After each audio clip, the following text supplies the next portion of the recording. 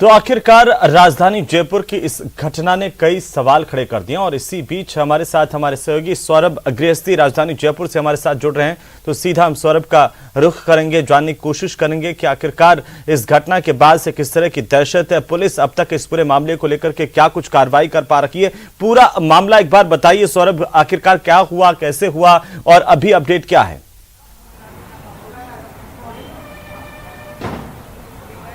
जी बिल्कुल, देखिए ये घटना जो है वो आज सुबह करीब 11 साढ़े 11 बजे के आसपास की है, जब अंजलि जो है वो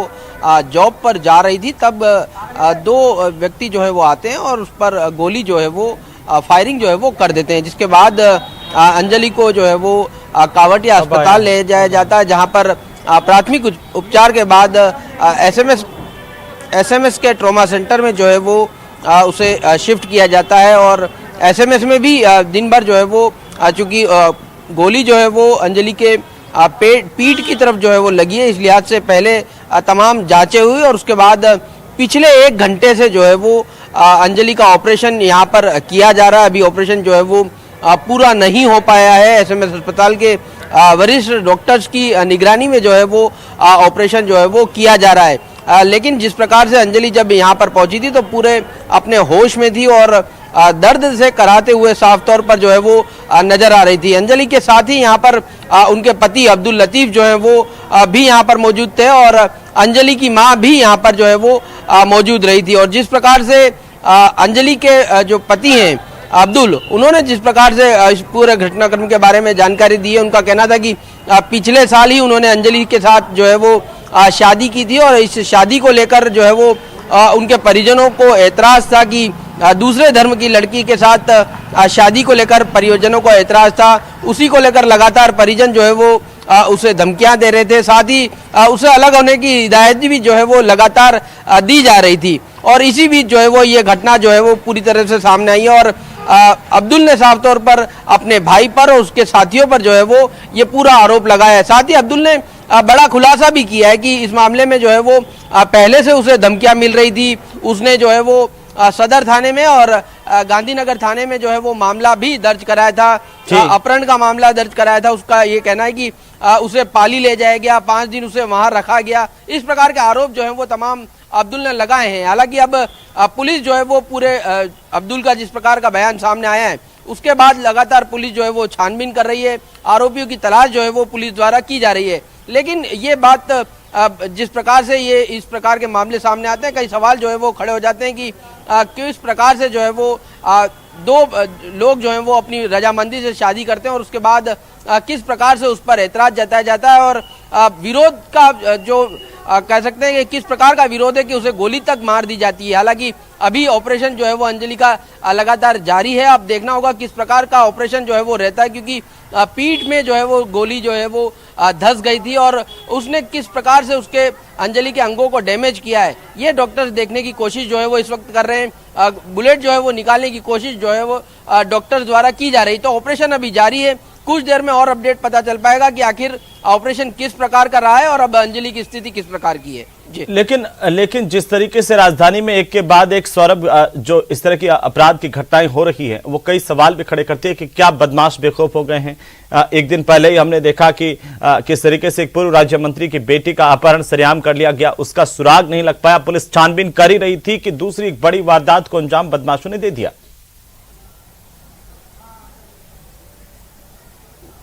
जी बिल्कुल, जिस प्रकार की घटनाएं प्रदेश की राजधानी जयपुर में हो रही है और कई तरह के सवाल जो है वो खड़े कर रही है। कल दिन भर जिस प्रकार से दर्जा प्राप्त राज्य मंत्री की बेटी को लेकर चर्चाएं होती रही, किस प्रकार से उसका अपहरण का केस दर्ज हुआ और उसके वो भी अभी तक जो है उसकी भी बरामदगी जो है वो अब तक पुलिस नहीं कर पाई और उससे पहले इस प्रकार की घटना कई सारे सवाल जो है वो खड़े करती है। सवाल ये भी है कि आखिर अब्दुल ने जब इस पूरे मामले को लेकर पहले मुकदमा दर्ज कराया था, तब उसके बाद जाकर पुलिस क्यों नहीं चेती, पुलिस ने इन्हें क्यों नहीं सुरक्षा मुहैया कराई। जिस प्रकार की जानकारी हमारे वरिष्ठ सहयोगी विष्णु ने दी है कि पहले पाबंद जो है वो किया गया था, अब्दुल के भाइयों को और उसके साथियों को पाबंद जो है वो किया गया था, उसके बावजूद क्यों इस प्रकार की घटना खड़ी हुई, क्यों जो है वो इनको सुरक्षा नहीं दी गई। क्योंकि लगातार वो कह रहे हैं कि पिछले साल से जो है वो उनको धमकियां दी जा रही थी, उनको अपहरण करने की कोशिश की जा रही थी। तो ये सवाल जो है वो लाजमी है कि आखिर पुलिस क्या कर रही थी और किस प्रकार से कोई व्यक्ति जो है वो सरेआम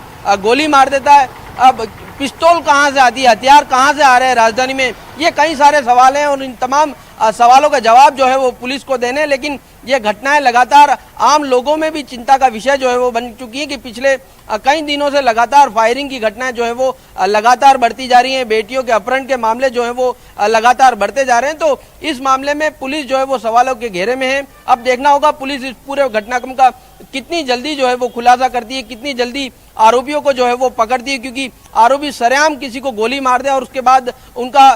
4 से 5 घंटे गुजर जाने के बाद भी अगर सुराग नहीं लगे तो कई सारे सवाल जो है वो जरूर खड़े करता है। जी, लेकिन अब्दुल लतीफ ने जिस तरह से आरोप लगाए हैं अपने परिजनों पर, अपने घर वालों पर, कहा कि उसका भाई जो है वो लगातार विरोध करता था।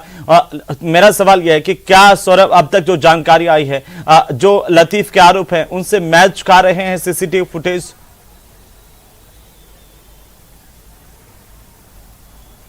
देखिए, लग यही रहा है, पुलिस भी जो अब्दुल ने आरोप लगाए उसी दिशा में जो है वो जांच कर रही है, जानने की कोशिश कर रही है। क्योंकि जिस प्रकार से अब्दुल ने बताया कि पहले भी ये घटनाक्रम जिस प्रकार से हुआ है, उसका अपहरण किया गया, उसे कहा गया कि दूसरे धर्म में तूने शादी क्यों की है और वापस लौटा, इस प्रकार की बातें जो है वो पहले हुई हैं और पहले उसने मुकदमा दर्ज कराया है। जिस प्रकार से अब्दुल ने बताया कि पाली में उसे 5 दिन अपहरण करके रख लिया गया और वो फिर भागकर आया और उसके बाद मामला दर्ज कराया। तो शक की सुई जो है वो परिजनों पर ही जा रही है और पुलिस उसी आधार पर जो गाड़ी मिली है उसके नंबर हम चेक किए हैं, सीसीटीवी जो है वो चेक किए हैं और उसी दिशा में पुलिस जो है वो आगे बढ़ रही है। कहा जा रहा है कि आरोपी जो है वो जयपुर शहर में ही होंगे, जयपुर शहर के बाहर जाने का संभावना जो है वो काफी कम है। इस लिहाज से पुलिस जांच में जुटी है और ये कहा जा रहा है कि जल्द से जल्द आरोपियों को जो है वो पकड़ा जाएगा, लेकिन कब पकड़ा जाएगा अभी तक उसका जवाब जो है वो नहीं मिल पाया है। लेकिन मुरलीपुरा में जिस स्पॉट पर गोली मारी गई वो अमूमन देखा जाता है कि वो इतना कोई सुनसान इलाका नहीं है, वो एक आवासीय इलाका है, लोगों की आवाजाही वहां पर होती है और उसके बावजूद बदमाशों की इतनी हिम्मत होती है कि इस तरह के इलाके में घुस करके, इतनी बड़ी कॉलोनी में घुस करके वहां पर फायर करके और चले जाएं।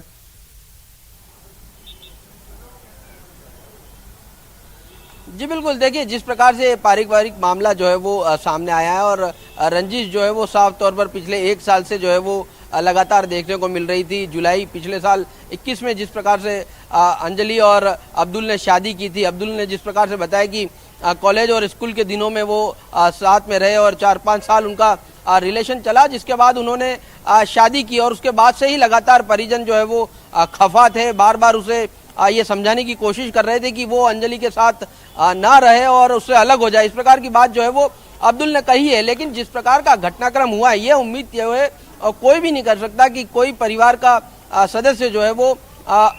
जिस प्रकार से अपनी बहू पर जो है वो फायरिंग करेगा, इस प्रकार का अंदेशा जो है वो संभवतः किसी को नहीं रहेगा। लेकिन जिस प्रकार से अब्दुल ने बताया कि पिछले समय में उसका साथ जिस प्रकार से अपहरण किया गया, उससे अंदेशा पुलिस को होना इसलिए से होना चाहिए था क्योंकि इन दोनों ने शादी की थी, प्रेम विवाह किया था और प्रेम विवाह में अक्सर इस प्रकार के देखने को मिलते हैं कि ऑनर किलिंग जो है वो होती है, परिवार वाले मानते नहीं है। तो ऐसे में सुरक्षा जो है वो प्रदान की जानी चाहिए थी। अब इसमें किस प्रकार के लूप होल्स रहे हैं ये देखने वाली बात होगी, लेकिन सरेआम इस प्रकार की घटना और देखिए हेमंत, जिस प्रकार से राजधानी में लगातार फायरिंग की घटनाएं सामने आती है, ये बताता है कि राजधानी में हथियार जो है वो बहुत आसानी से मिल जाते हैं और इस मामले में पुलिस क्या कर रही है ये जो है वो किसी प्रकार से खुलासा जो है वो नहीं हो पाता है। कुछ हथियार जो है वो बरामद किए जाते हैं और उसके बाद एक बड़ी प्रेस कॉन्फ्रेंस करके कहा जाता है कि हमने इतने हथियार जो है वो बरामद किए हैं, लेकिन ये हथियार राजधानी जयपुर में कहां से आ रहे हैं उस पर कोई बड़ी कार्रवाई होती हुई नजर जो है वो नहीं आती। और बिल्कुल सौरभ, आप ठीक कह रहे हैं।